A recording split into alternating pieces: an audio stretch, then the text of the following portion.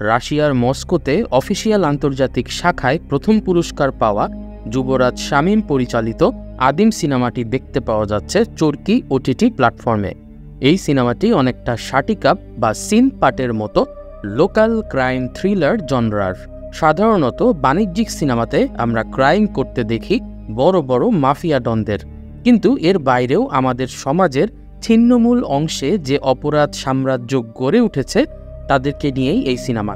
Rail স্টেশনের দুধার দিয়ে গড়ে ওঠা বস্তিতে ছিনতাইকারী কিংবা মাদকের চক্র, যাদেরকে আমরা প্রায়ই শহরের বিভিন্ন জায়গায় ঘোরাফেরা করতে দেখি, তাদের জীবনের বাস্তব প্রতিচ্ছবি ফুটে উঠেছে এই সিনেমায়। আদিম সিনেমাটির অন্যতম প্রধান চরিত্র কালা নামের একজন মাদক তথা গাঁজার ডিলার। টঙ্গী রেল স্টেশনের পাশের একটি বস্তিতে স্ত্রী সোহাগীকে নিয়ে তার সংসার। একসময় মাদক বিক্রি করে অনেক টাকা কামালেও এখন পুলিশ এবং স্থানীয় কিছু মাস্তানকে চাঁদা দিতে দিতে তার ব্যবসার অবস্থা ভালো যাচ্ছে না। সোহাগীর আগেও তার এক স্ত্রী ছিল, যে স্বামীর দুরবস্থা দেখে তালাক দিয়ে চলে গিয়েছিল। সোহাগীর সাথেও যে কালা খুব ভালো আচরণ করে তা নয়, এমনিতেই দোকান থেকে তাকে বাকি এনে সংসার চালাতে হয়। তার উপর আশেপাশের কোনো বাসার মহিলার সাথে ঝগড়া লাগলে নিজের স্বামীর মাঠটাও আগেই সোহাগীর কপালেই জোটে। এসব নিয়ে সোহাগী কালার উপর অনেক অসন্তুষ্ট ছিল। দোকান থেকে বাকিতে অথবা প্রতিবেশীর কাছ থেকে ধারে চাল ডাল আনার পর তখনই কেবলমাত্র সোহাগী বাড়ির চুলাতে আগুন জ্বালাতে পারত। রেল স্টেশন এলাকার সব অপরাধ নিয়ন্ত্রণ করত রতন নামের একটি লোক। এলাকার সব ছিনতাইকারী ছিনতাই করার পর কিংবা ভিক্ষুকেরা ভিক্ষা করার পর বাধ্যতামূলকভাবে তার কাছেই মাল জমা রাখা লাগত। আমরা জুয়েল নামের একজন ছেলেকে দেখতে পাই, যে চলন্ত ট্রেন থেকে একজনের মোবাইল চুরি করে রতনের কাছে খুব অল্প দামে বিক্রি করতে বাধ্য হয়। রতনের সাথে কালার কিছু দেনা পাওনা ছিল, সেসব নিয়ে রতন সবসময় কালাকে ধমকাধমকি করত। রতনের ভয়ে কালা ঠিকমতো বাড়ি থেকে বের হতেও ভয় পেত। এসবের ফাঁকেও কালা চেষ্টা করত মাঝে মাঝে বাসা থেকে বের হয়ে মাদক বিক্রি করার। এদিকে সেই ছিনতাইকারী জুয়েল পরের দিন আরেকটা মোবাইল ছিনতাই করে, তবে রতন অনেক কম টাকা দেয় বলে সে গোপনে মোবাইলটা অন্য আরেকজনের কাছে বিক্রি করে দেয়। এটা শুনে রতন জুয়েলকে দলবল দিয়ে অনেক মারধর করে আসে। জুয়েলের বয়স কম বিধায় মার খেয়ে বুঝতে পারছিল না কি করবে। তখন রাস্তায় তার সঙ্গে পরিচয় হয় আরেকজন মাদকাসক্ত পাগল প্রকৃতির লোকের। তার সঙ্গে খাতির জমিয়ে রাতের বেলায় নির্জন রাস্তায় রতনকে প্রভোগ করে কুপিয়ে মেরে ফেলে জুয়েল। এর মধ্যে দিয়ে ওই বস্তিতে রতনের অপরাধের সাম্রাজ্য শেষ হয়। রতনের মৃত্যুতে সবচেয়ে লাভ হয় কালার। সে আস্তে আস্তে আবারও তার মাদকের ব্যবসা পুরো এলাকায় চালানোর উদ্যোগ নেয়। এ কারণে সে তার এক পুরনো বন্ধুকেও ডেকে আনে। এই বন্ধুটির নাম ল্যাংড়া।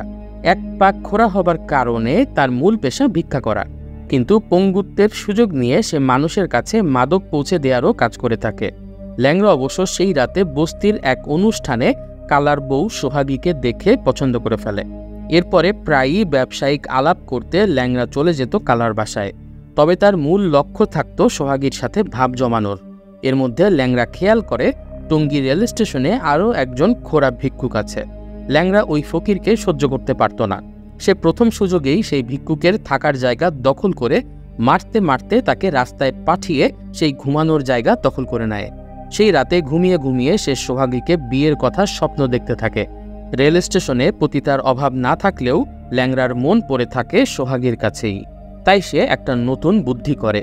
সেদিন রাতে ল্যাংড়া কালাকে প্রস্তাব দেয় কালার বাসায় সে মাসিক ৩,০০০ টাকার বিনিময়ে ৩ বেলা খাবার খেতে চায়। ভিক্ষুক মানুষ হোটেলে হোটেলে খেতে খেতে গ্যাস্ট্রিকের সমস্যা দেখা দিয়েছে। মাসে ৩,০০০ টাকা পাবার সেই সহজ সুযোগ কালা হাতছাড়া করে না। তবে সে বুঝতে পারে না ৩,০০০ টাকার লোভে সে আসলে খাল কেটে কুমির ঘরে আনছে। সেদিন থেকে বিভিন্ন সময় ল্যাংড়া কালা যখন বাসায় থাকতো না, তখন তার বাসায় গিয়ে বসে থাকত। সোহাগীর বিভিন্ন দোকানের বাকিও সে পরিশোধ করে দেয়। তবে ল্যাংড়ার সোহাগীর প্রতি লোলুপ নজর ঠিকই বুঝতে পারে কালা, তাই সে সোহাগীকে এ ব্যাপারে সতর্ক করে দেয়। তবে ঘরে কালা যেমন সোহাগীর প্রতি নির্লিপ্ত আচরণ করত, বাইরে ল্যাংড়া করত ঠিক তার বিপরীত। সোহাগী কাজ করতে গেলে সারাক্ষণ ল্যাংড়া সেই ঘরের বাইরে দাঁড়িয়ে থেকে সোহাগীকে দেখত। মাঝে মাঝেই সোহাগীকে বিভিন্ন ধরনের অলংকার কিনে উপহার দিত সে। তবে কালা বেশিরভাগ সময়ই গাজার আড্ডায় মজে থাকত। তাই ধীরে ধীরে সোহাগীর মন ল্যাংড়ার দিকে বিক্ষিপ্ত হতে শুরু করে। এদিকে ল্যাংড়া পরদিন সোহাগীর জন্য একটা লিপস্টিক কিনে উপহার হিসাবে। এই জিনিসটা দেখে ফেলে রেল স্টেশনের সেই ভিক্ষুকটা, যাকে ল্যাংড়া মেরে তাড়িয়ে দিয়েছিল। সুযোগ বুঝে সে এটা বলেও দেয় কালাকে। কালা সবকিছু শুনে ল্যাংড়াকে শাসিয়ে দেয় যাতে আর কখনোই তার বাড়িতে না আসে। আর বাসায় ফিরে গিয়ে যখন সে সেই লিপস্টিকটা খুঁজে পায়, তখন দরজা বন্ধ করে সোহাগীকে বেদম মারধর করতে থাকে। সোহাগী মার খেয়ে পালিয়ে যায় ল্যাংড়ার সাথে। ল্যাংড়া সোহাগীকে বিয়ে করার প্রতিশ্রুতি দিয়ে ট্রেনে করে নিয়ে যায় তার গ্রামের বাড়ি। কিন্তু সেখানে যাবার পর সোহাগী দেখতে পায় সব কিছুই ছিল ধোঁকা। ল্যাংড়া যেরকম সবসময় টাকার গরম দেখাতো আর বিভিন্ন উপহার কিনে দিত, আসলে গ্রামে ল্যাংড়াদের একটা ছনের ঘর ছাড়া আর কিছুই ছিল না। তার উপরে সোহাগী জানতে পারে ল্যাংড়ার আগেও একটা বিয়ে হয়েছিল এবং তার বিরুদ্ধে থানায় একটা হত্যা মামলা আছে, যার কারণে পুলিশ তাকে খুঁজে বেড়াচ্ছে। সব শুনে সোহাগী ল্যাংড়াকে গালমন্দ করে ঘরের দরজা বন্ধ করে একা থাকা শুরু করে। ল্যাংড়া অবশ্য সোহাগীকে জোর না করে ঘরের বাইরে থেকেই তার জন্য খাবার সরবরাহ করতে থাকে। তবে ল্যাংড়ার অসহায়ের মতো বাইরে বসে থাকা দেখে সোহাগীর মায়া লাগে, তাই তার পরদিন সে ল্যাংড়াকে ঘরে ঢুকতে দেয়। আর সেই রাতেই ল্যাংড়া সোহাগীর সাথে শারীরিক সম্পর্ক স্থাপনের জন্য জোর জবরদস্তি করা শুরু করে। এদিকে কালা সোহাগী পালিয়ে যাবার পর থেকে সব জায়গায় ল্যাংড়াকে খুঁজতে থাকে। ল্যাংড়ার প্রতিদ্বন্দ্বী সেই খোড়া ভিক্ষুকটা কালাকে ল্যাংড়ার গ্রামের বাড়ির ঠিকানা জোগাড় করে দেয়। কালা সেখানে গেলে ল্যাংড়া পালিয়ে যাবার চেষ্টা করে, তবে কালা তাকে ধরে বেদম মারধর করে এবং নিজের স্ত্রী সোহাগীকে ফেরত নিয়ে যায়। ল্যাংড়া আবার টঙ্গী স্টেশনে ফিরে যায়। সে সোহাগীকে মানাবার অনেক চেষ্টা করে, তবে সোহাগী বলে সে বুঝে গেছে ল্যাংড়ার দৌড় কোন পর্যন্ত।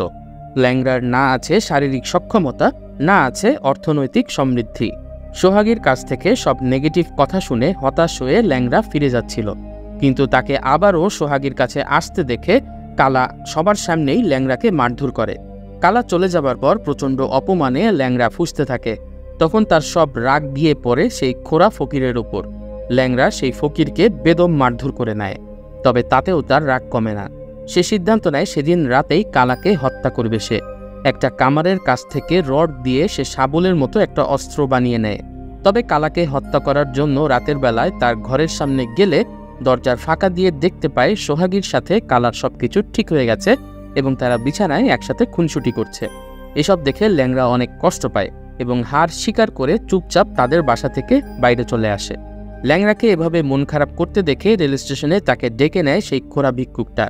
ল্যাংড়ার হাতে এত মার খাবার পরেও সে এই ঘটনায় ল্যাংড়াকে সান্ত্বনা দিতে থাকে, তবে আসলে এসব ছিল শুধুমাত্র মুখের সান্ত্বনা। ল্যাংড়া যখন মনে কষ্ট নিয়ে রেল স্টেশনে চাদর মুড়ি দিয়ে শুয়েছিল, সেই সময়ে একটা ছুরি দিয়ে কুপিয়ে কুপিয়ে তাকে হত্যা করে এতদিনের অত্যাচারের প্রতিশোধ নিয়ে নেয় সেই খোড়া ফকিরটা। এখানেই সিনেমাটা শেষ হয়। মূলত আমাদের চারপাশের নিম্ন শ্রেণীর মানুষের প্রত্যহিক জীবনে যে অপরাধমূলক ঘটনাগুলো ঘটে, সেগুলোরই একটা নির্মোহ চিত্র তুলে ধরা হয়েছে আদিম সিনেমাতে। কালা, রতন, ল্যাংড়া এই চরিত্রগুলো কিন্তু খুবই বাস্তব। রতনের মৃত্যুর পর কালার মাদক সাম্রাজ্য মাথাচাড়া দিয়ে ওঠে, আর সেই সুযোগে ল্যাংড়া রেল স্টেশনে মাদক সাপ্লাই দেবার কাজ নিয়ে অন্য ভিক্ষুকদের ওপর ছড়ি ঘোরানো শুরু করে। কিন্তু কাল হয়ে দাঁড়ায় তার পর স্ত্রীর প্রতি লোভ। সে কারণেই প্রতিপক্ষের হাতে নিহত হয়ে ল্যাংড়ার ভবলীলা সাঙ্গ হয়ে যায়। আমাদের আজকের এক্সপ্লেনেশন ভিডিওটি এখানেই শেষ করছি।